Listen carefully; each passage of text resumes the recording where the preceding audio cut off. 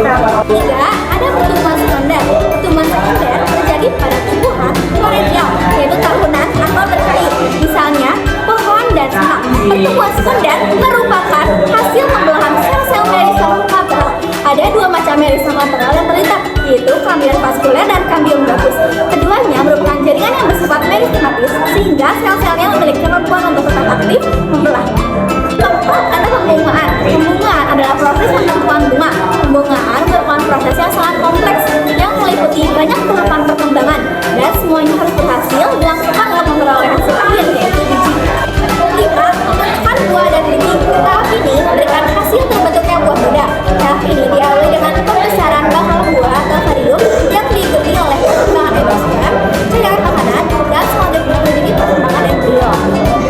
Nah, kemudian ini adalah sebuah contoh mengenai video pertumbuhan dan perkembangan pada tumbuhan.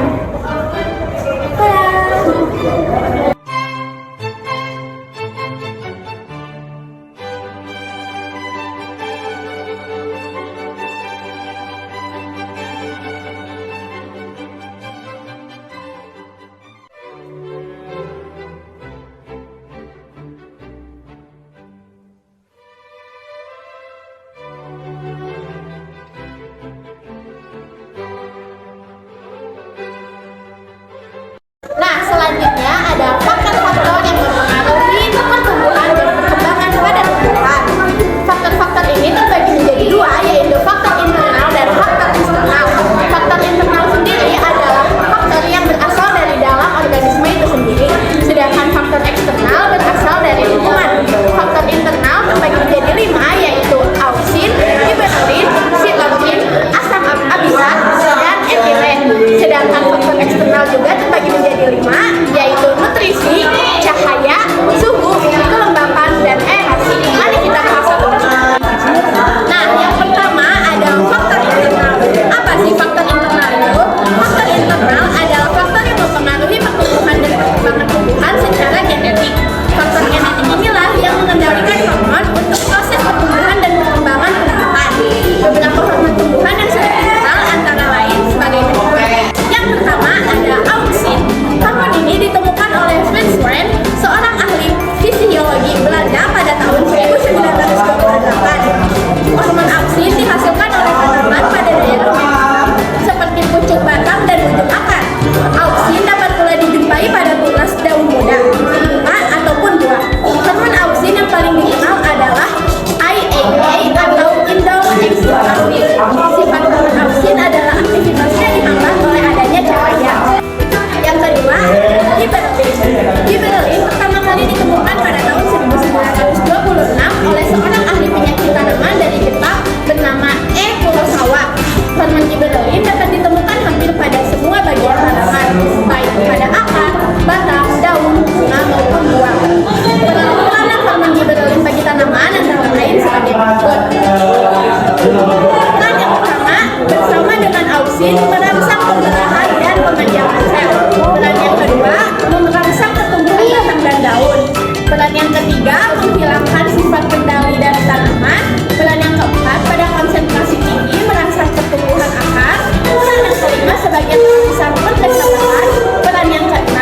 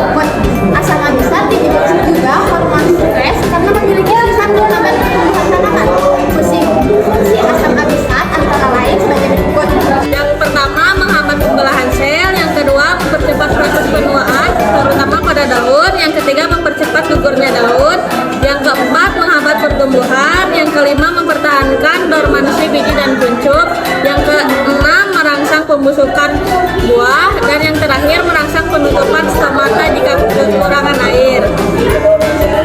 Lalu ada etilen. Etilen merupakan satu-satunya hormon tumbuhan yang berbentuk gas, tidak berwarna, dan berbau seperti eter. Etilen dihasilkan oleh ruas-ruas batang buah yang matang dan jaringan yang menua. Misalnya daun-daun yang gugur. Peranan etilen antara lain: yang pertama, mempercepat pematangan buah; yang kedua, merangsang penuaan daun dan pembusukan buah; yang ketiga, bersama dengan auksin dapat memacu pembungaan; dan yang terakhir, menghambat pertumbuhan akar dan batang pada saat stres. Lalu selanjutnya 2, faktor eksternal. Faktor eksternal yang mempengaruhi pertumbuhan dan perkembangan tumbuhan merupakan faktor yang berasal dari luar tubuh tumbuhan, antara lain: A. Nutrisi. Nutrisi atau zat-zat makanan tersebut diperlukan sebagai sumber energi dan sebagai penyusun komponen-komponen sel sebagai tumbuhan dan perkembangan tumbuhan. Nutrisi dapat dibedakan menjadi 2, yaitu unsur makronutrisi dan unsur mikronutrisi. Unsur makro yaitu unsur yang diperlukan tumbuhan dalam jumlah banyak, antara lain karbon, hidrogen, oksigen, nitrogen, sulfur, fosfor, potasium, kalium, dan magnesium. Unsur mikro yaitu unsur yang diperlukan tumbuhan dalam jumlah sedikit, terdiri atas besi, tembaga, seng, mangan, kobalt, natrium, boron, klor, dan molybdenum. Lalu selanjutnya ada cahaya. Fotosintesis hanya dapat terjadi jika ada cahaya. Jika tidak ada cahaya, fotosintesis tidak akan terjadi sehingga tidak tersedia sumber energi bagi tumbuhan yang melangsungkan pertumbuhannya. Tumbuhan memiliki respon berbeda terhadap lama penyinaran. Respon tersebut dapat berupa pertumbuhan ataupun reproduksi. Respon tumbuhan terhadap lama waktu terang, siang, dan gelap malam. Setiap lahirnya tersebut fotoperiodisme. Berdasarkan hal tersebut, tanaman dapat dibedakan menjadi 4 kelompok, yaitu yang pertama, tanaman hari pendek, tanaman yang mendapatkan lama siang kurang dari 12 jam setiap harinya, contohnya kristal. Yang kedua, tanaman hari panjang, tanaman yang berbunga jika mendapatkan lama siang lebih dari 12 jam, contohnya bayam. Yang ketiga, tanaman hari sedang, tanaman yang berbunga jika mendapatkan lama siang kira-kira 12 jam, contohnya kacang. Yang keempat, tanaman hari netral, tanaman yang berbunga tidak bergantung pada lamanya siang, contohnya mawar. Suhu. Enzim merupakan senyawa protein yang dapat berperan sebagai katalisator dalam reaksi-reaksi kimia di dalam sel. Enzim hanya dapat bekerja secara optimal jika suhunya optimal. Jika suhu naik melebihi suhu optimal, aktivitas enzim akan berkurang. Demikian juga jika suhu terlalu rendah, reaksi kimia di dalam sel tidak dapat berjalan dengan baik. Jika reaksi-reaksi kimia sel terganggu, pertumbuhan tanaman juga akan terganggu. Jika suhu naik, transpirasi juga akan naik sehingga tanaman akan kehilangan lebih banyak air. Akibatnya, pertumbuhan tanaman menjadi terganggu. Tanaman biasanya memiliki persyaratan suhu tertentu untuk dapat hidup secara normal. Selanjutnya, kelembapan. Kelembapan udara akan berpengaruh terhadap laju penguapan atau transpirasi. Jika kelembapan rendah, laju transpirasi meningkat sehingga penyerapan air dan zat-zat mineral juga meningkat. Hal itu meningkatkan ketersediaan nutrisi untuk pertumbuhan tanaman. Jika kelembapan tinggi, laju transpirasi rendah sehingga penyerapan zat-zat nutrisi juga rendah. Hal ini karena akan mengurangi ketersediaan nutrisi untuk pertumbuhan tanaman sehingga pertumbuhannya juga akan terhambat. Lalu selanjutnya ada aerasi. Tanah yang memiliki kandungan oksigen yang cukup dikatakan aerasinya baik. Oksigen di dalam tanah diperlukan oleh akar untuk melakukan respirasi. Respirasi akar akan bermanfaat dalam perkembangan sel-sel akar dan juga berguna untuk membantu penyerapan nutrisi dan dalam tanah. Jika aerasi tidak baik, respirasi akar akan terganggu sehingga mengganggu pertumbuhan akar dan penyerapan nutrisi. Pertumbuhan tanaman yang optimal yang juga memerlukan lingkungan yang bebas dari pencemaran tanah. Air dan udara yang tercemar dapat mengganggu pertumbuhan tanaman. Namun, tanaman juga dapat digunakan untuk membersihkan lingkungan fitoremediasi. Contohnya, Sansevieria, bungur, mahoni, dan sirih Belanda. Lalu, ada tahap pertumbuhan dan perkembangan pada hewan.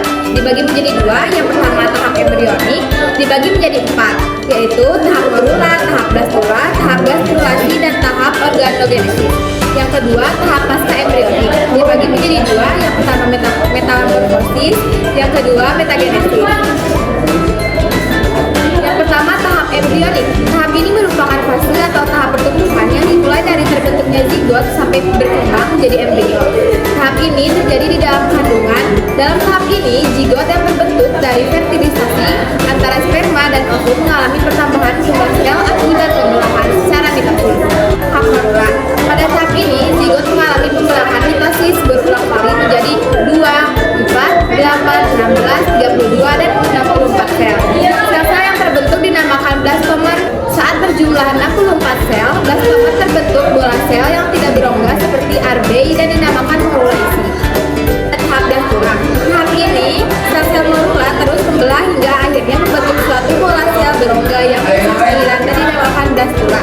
Rongga pada blastula dinamakan blastosol. Sedangkan tahap pembentukan blastula dinamakan blastulasi. Tahap gastrulasi. Gastrulasi merupakan tahap pembentukan gastrula yang merupakan hasil pertumbuhan dan perkembangan blastula. Pada tahap ini, blastula mengalami pelekukan atau invaginasi sehingga terbentuklah rongga baru